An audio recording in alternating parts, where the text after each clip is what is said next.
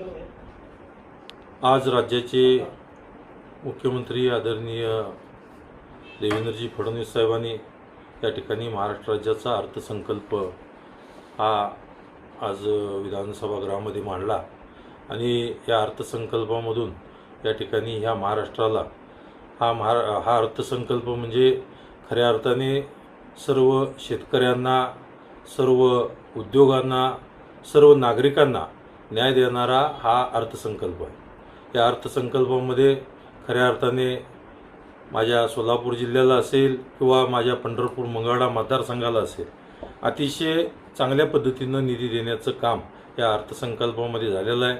आणि या अर्थसंकल्पामध्ये खरं म्हणजे शेतकऱ्यांची कर्जमाफीचं धोरणसुद्धा अतिशय चांगल्या पद्धतीनं या ठिकाणी केलेलं आहे। शिवाय सोलापूर जिल्ह्यामध्ये या ठिकाणी उमेद मॉलचं उभारण्यासाठी सुद्धा या ठिकाणी मंजुरी दिलेली आहे। शिवाय 7.5 HP पर्यंतच्या सर्व शेतकऱ्यांना या ठिकाणी वीज बिल माफ करण्याचं सुद्धा धोरण या ठिकाणी आदरणीय मुख्यमंत्र्यांनी घेतलेलं आहे। शिवाय आज या ठिकाणी बघत असताना या मुख्यमंत्री लाडकी बहीण ही योजनेसाठी सुद्धा भरीव निधी देण्याचं काम या अर्थसंकल्पामध्ये खऱ्या अर्थाने झालेलं आहे।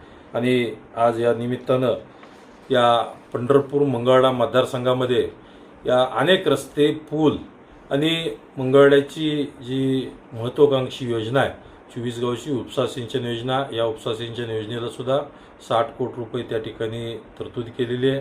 शिवाय 20 कोटीची रस्ते हे मंगळवेढा तालुक्याला दिलेले आहेत। आणि या ठिकाणी पंढरपूर तालुक्यामध्ये जवळजवळ माझ्या मतदारसंघामध्ये आणि तालुक्यामध्ये या ठिकाणी जवळजवळ 421 कोटीचे रस्ते आणि पूल हे पंढरपूर तालुक्यामध्ये दिलेले आहेत।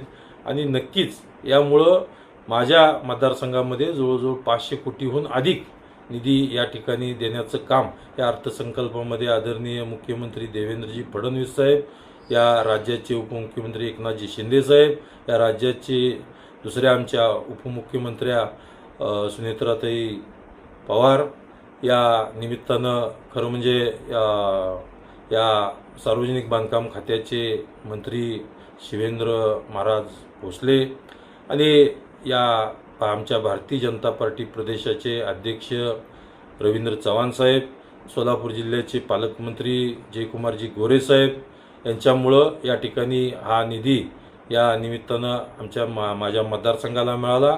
मी मनापासून या सरकारचं अभिनंदन करतो, मनापासून त्यांचं पंढरपूर मंगळवेढा दोन्ही तालुक्याच्या वतीनं, जनतेच्या वतीनं त्यांचं आभार मानतो।